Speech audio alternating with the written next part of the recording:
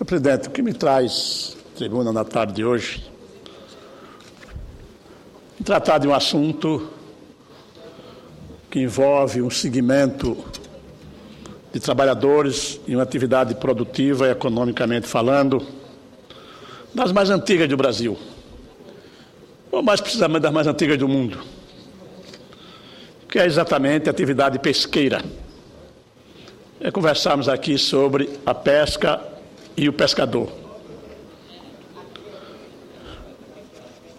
Há algumas semanas, nós, como presidente da Comissão de Agricultura, recebemos em nosso gabinete de trabalho uma representação dirigida e capitaneada pelo presidente da Confederação Nacional dos Pescadores, que trazia para conhecimento desta casa e particularmente daquela Comissão de Agricultura e Pecuária, Reforma Agrária desta casa, uma preocupação que era exatamente envolvendo o segmento de trabalhadores da pesca com o Ministério do Trabalho. E naquela oportunidade nós discutimos para fazermos uma audiência pública, convidando consequentemente os ministros do Trabalho, o então ministro Brizola Neto, o ministro da Previdência Social e o ministro da Pesca. E fizemos uma audiência pública, por quê? Porque havia uma preocupação por parte daquele segmento de trabalhadores da pesca, por conta de uma portaria que tinha sido editada pelo então ministro, que suspendia a tramitação dos seus processos de reconhecimento das colônias de pescadores como representantes daquele segmento, daquela atividade de trabalho. O que diz o texto constitucional é que as colônias de pescadores representam, ou substituem, melhor dizendo, os sindicatos representativos de determinadas classes. E nós fizemos uma reunião com mais de 800 pescadores, de todos, durante toda a audiência pública da comissão. Em Reforma Agrária, eu olhei com mais atenção para a grande importância social e econômica que esta atividade representa e que o seu potencial Estima-se que mais de 1 milhão de trabalhadores sobrevivam diretamente desta atividade no Brasil, principalmente da pesca artesanal. Se levarmos em conta os empregos diretos, chegaríamos de 3 a 4 milhões de postos de trabalho. Ao tirar milhares de brasileiros da miséria, a partir daí, estabelecimento de políticas sociais. Nunca foi tão forte o ditado que não se deve dar o peixe, mas ensinar a pescar. E por que não dar mais condições e dignidade a quem já sabe pescar? Temos 8.500 quilômetros de costas marítimas e uma área de quase 3.700.000 quilômetros quadrados para a produção de peixes e frutos do mar. Temos ainda, senhoras e senhores senadores, 14% da reserva de água doce disponível no mundo. Rios, lagos, açudes, reservatórios, com enorme potencial para a expansão da pesca e muito especial a agricultura. Em termos de recursos naturais e humanos, não resta a menor dúvida, somos privilegiados, mas temos resultados aquém de muitos países menores que o nosso. Segundo a Organização das Nações Unidas, o segmento da agricultura e alimentação, em 2010, a produção de pescado no mundo foi da ordem de 145 milhões de toneladas. Mesmo com todas as potencialidades que apresentei, o Brasil ocupa o 21º lugar no ranking mundial, em 2008, com apenas 1,2 milhão de toneladas. Ficamos atrás dos pequenos países como Vietnã, Tailândia, Myanmar, Taiwan, Islândia. E a China foi o maior produtor, com cerca de 57 milhões de toneladas, seguido pela Indonésia, com 8,8 milhões, ainda com 7,5 milhões. A pergunta que temos que fazer é: como esses países alcançaram estes resultados? Com capacitação, com incentivo e com tecnologia. No caso dos nossos pescadores, devemos apoiá-los, capacitá-los e financiar iniciativas que ajudem a cumprir a sua missão, colocar alimento na mesa de suas famílias, dos brasileiros e, por que não dizer, do mundo. Não falta a força de vontade desses trabalhadores que integram como ninguém com a natureza.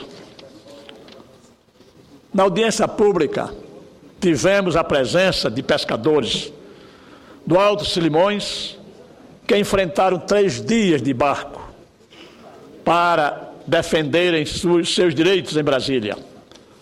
Alguém duvida que esses pescadores estão dispostos a fazer o que for preciso para manter e melhorar suas condições de trabalho? Feitas estas considerações, senhor presidente, é o caso de avaliarmos a situação do Brasil no que diz respeito a 2 fatores importantes para o desenvolvimento do setor. De um lado, os recursos naturais disponíveis. Do outro lado, as medidas legais, institucionais, operacionais que vêm sendo adotadas pelo poder público. O governo federal demonstrou que acredita no desenvolvimento da pesca. E em 2003, o presidente Lula criou a Secretaria de Aquicultura e Pesca e ampliou a sua capacidade operacional ao conferir status de ministério. Em junho de 2009, foi promulgada a Lei 11.959, a chamada Nova Lei da Pesca, que criou a Política Nacional de Desenvolvimento Sustentável da Aquicultura e da Pesca e regulou as atividades pesqueiras em nosso país.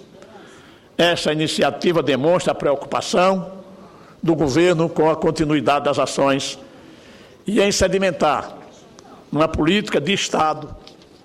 Paralelamente, o governo federal pôs em prática uma série de medidas voltadas ao fortalecimento do setor. O Programa Nacional de Financiamento, Ampliação e Modernização da Frota Pesqueira Nacional. Acordo de Cooperação Técnica para Pesquisas e Desenvolvimento Tecnológico. Programa de Assistência Técnica. Capacitação e incentivos às formas associativas e o Programa de Desenvolvimento Sustentável da Aquicultura. O crescimento da aquicultura tem sido apontado, inclusive no cenário internacional, como possibilidades de garantia da segurança alimentar, principalmente porque o peixe contém proteína nobre com benefícios para a saúde do consumidor. Assim, um dos objetivos do Plano Safra, da pesca e da aquicultura, lançado pela presidenta Dilma, é oferecer uma opção a esses pescadores das águas continentais que ainda vivem na pobreza extrema. Lançado em outubro do ano passado, o plano melhorou as condições de financiamento do setor, já que disponibilizou no mercado cerca de 4,1 bilhões para a expansão da pesca e a modernização da aquicultura. O plano oferece uma ampliação de crédito com o objetivo de aumentar a produção do setor e garantir a diminuição de preço, incluindo os agricultores familiares.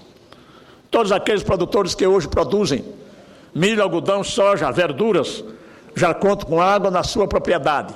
Poderiam utilizar essa água para criar peixe antes de usá-la para o cultivo. Lembro aqui que os produtores que vivem às margens do Canal do Sertão, lá do meu estado, junto com a Codevasf, também podem pensar nessa alternativa de renda. Também é importante o governo usar o poder de compra do Estado para incentivar o setor, por meio do programa de aquisições de alimentos. Essa venda casada do produtor para o Estado é importante para diminuir o índice de intermediação, melhorar o custo para o consumidor e o lucro do trabalhador. O que nós observamos hoje é que o pescador que vai em alto mar pescar, arriscar a vida, é uma atividade penosa. Ao retornar com uma quantidade, seja lá qual for do peixe, do pescado, ele não tem como comercializar, ele transfere para terceiros. Ganha uma migalha e o terceiro melhora de vida rapidamente. É por isso que às vezes as pessoas perguntam por que o peixe é tão caro. Diz que você não paga o alimento, que você não paga o remédio, que você não tem trabalhador para cuidar dele, mas ele é caro por isso. Ele não é caro por conta do que rende para o pescador. Ele é caro porque há uma intermediação, por razões que verdadeiramente não se pode ignorar. É que, infelizmente, nós não temos uma política ainda pré-estabelecida para atender aqueles que são os responsáveis pela geração daquele produto. É por isso, senhor presidente, senhoras e senhores senadores, a Embrapa desenvolve tecnologia buscando não só a competitividade do setor, mas também a sustentabilidade. O investimento na capacitação setorial também é extremamente necessário. Se a gente desenvolver tecnologia e não tivermos pessoas capacitadas para receber e aplicar essa tecnologia, nós não conseguiremos dar impulso ao setor. No último dia 10 de abril, o ministro da Pesca e Aquicultura, Marcelo Crivella, e a senadora Cátia Abreu, presidente da Confederação da Agricultura e Pecuária do Brasil e do Conselho Deliberativo do Serviço Nacional de Aprendizagem Rural, SENAR, assinaram um acordo de cooperação para ações conjuntas a fim de desenvolver o setor. E eu gostaria de dizer a Vossa Excelência e aos demais pares de que eu estava presente e assisti à assinatura deste acordo de cooperação. O acordo com o SENAR permitirá a ampliação da capacitação e da assistência técnica para o cultivo do pescado em propriedades rurais, reservatórios públicos e no litoral. Essas medidas somam-se ações de incentivo ao consumo do pescado, com campanhas que mostram o benefício deste alimento para a população. Além das ações práticas da pasta, teve relatos do presidente da Confederação Nacional dos Pescadores, Abraão Lincoln, diz que, pela primeira vez, as decisões estão sendo tomadas ouvindo a categoria, suas demandas e necessidades. Os pescadores estão participando do Conselho Nacional de Pesca e Agricultura. É uma mudança de paradigma importante que dá força ao setor. Assim, o ministro conseguiu dobrar os investimentos da pasta. Crivella também voltou os olhos para os pequenos produtores, que são responsáveis por 90% da produção, com foco na melhoria da qualidade de vida desses trabalhadores. Junto com os pescadores, o Ministério está combatendo as fraudes nas carteiras de pescadores que dão direito ao seguro defeso. Uma indústria pesqueira forte pode contribuir decisivamente para o bom desempenho da balança de pagamento. Nesse sentido, creio que uma boa providência seria prestarmos atenção ainda maior às atenções adotadas pelos países que vêm sendo bem-sucedidos no desenvolvimento da pesca e na aquicultura. Na Noruega, por exemplo, famosa pela produção de bacalhau, há mais de 50 anos, o governo vem mantendo um rígido acompanhamento dessa atividade. Ao regulamentar fortemente o setor, ao proteger os estoques de peixes e os ecossistemas marinhos, ao garantir uma perspectiva econômica permanente para as comunidades costeiras.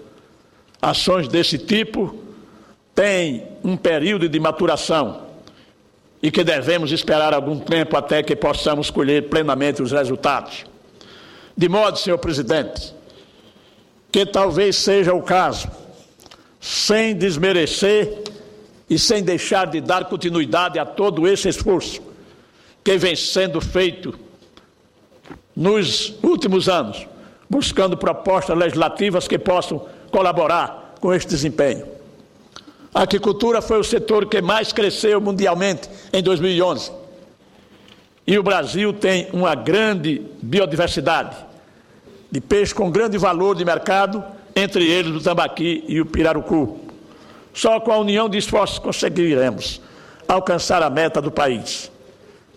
Nós apoiamos, sem dúvida nenhuma, essas medidas para melhorar as condições de trabalho dos pescadores, além de mediar o conflito entre pescadores e o Ministério do Trabalho. A decisão da pasta de suspender o registro das colônias de pescadores deu parecer favorável ao projeto de lei número 156 de 2012, do senador Ciro Nogueira, que reduz a zero as alíquotas de contribuição para o financiamento de Seguridade Social Confins e da contribuição PIS/PASEP, incidentes sobre a receita de venda do produto de pescado no mercado interno. Este tipo de incentivo é benéfico e nossa economia, pois estimula um segmento engajado em preservar o meio ambiente, já que é a sua única forma de sobrevivência. Em 2011, o Brasil produziu 1,2 milhão de toneladas de produto pesqueiro, mas tem capacidade para chegar a 7,5 milhões de toneladas, quase 6 vezes a mais do que produz atualmente. Temos que investir neste potencial, que movimentará a economia, assim como concedemos incentivos para a linha branca e para a indústria automobilística. O governo tem disponibilizado bilhões e bilhões de reais para atender a estes segmentos e, consequentemente, preservar o emprego nas indústrias do nosso país. Outra iniciativa também fim de aumentar os investimentos na cadeia produtiva e em pesquisas sobre o tema foi apresentar, veja, senhor presidente, como as coisas andam devagar nas duas casas do Congresso Nacional. Em 2011, o projeto de lei número 518 de 2011, de nossa autoria, que destina 5%, nobre senador Vital do Rego, 5% dos royalties obtidos pela Petrobras na extração de petróleo para o orçamento do Ministério da Pesca. Seria um recurso valiosíssimo para melhorar o desenvolvimento da tecnologia de pesca, aumentar a produção e oferecer a infraestrutura necessária para melhorar principalmente a pesca artesanal. Pensei neste projeto porque o impacto da atividade de exploração petrolífera em águas profundas é sentido pela pesca, antes mesmo de iniciar a produção. A Petrobras distribui royalties para diversos estados, principalmente o Rio de Janeiro, o Espírito Santo e São Paulo, com a alegação de que a extração de petróleo em águas profundas do mar traz qualquer tipo de dificuldade para as cidades que se dizem produtoras.